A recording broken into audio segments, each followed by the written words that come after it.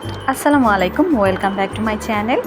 আজকে আমি আপনাদের সাথে শেয়ার করব একটি মজাদার বরবটি ভর্তা। তো চলুন দেখে নিই বরবটি ভর্তাটা বানাতে কি কি লাগছে। আমি এখানে বরবটি আর কাঁচামরিচ লবণ দিয়ে সেদ্ধ করে নিয়েছি।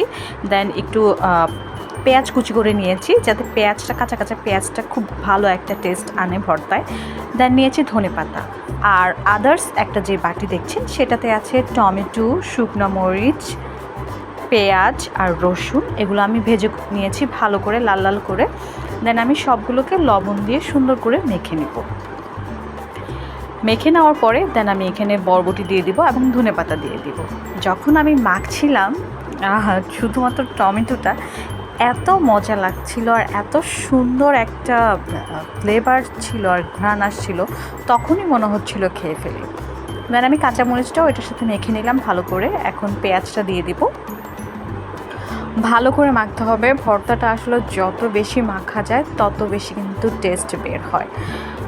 তো সুন্দর করে মেখে নিলাম।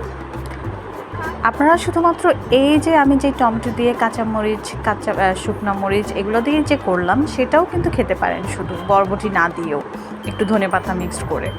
দেন আমি বরবটিটাও ভালো মতো মেখে নিব। এখন আমি ধনেপাতাটা দিয়ে দিব সাথে। ধনেপাতাটা আসলে খুব ফ্লেভার অ্যাড করে। প্রত্যেকটা ভর্তাতেই যদি আপনি ধনেপাতা অ্যাড করেন তাহলে দেখবেন অন্যরকম একটা সুন্দর একটা মজার একটা টেস্ট আসছে। দেন আমি এখানে সরিষার তেল দিয়ে দিব।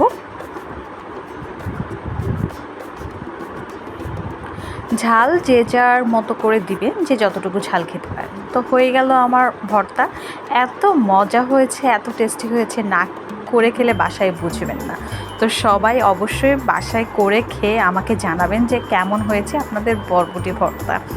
So thanks for watching.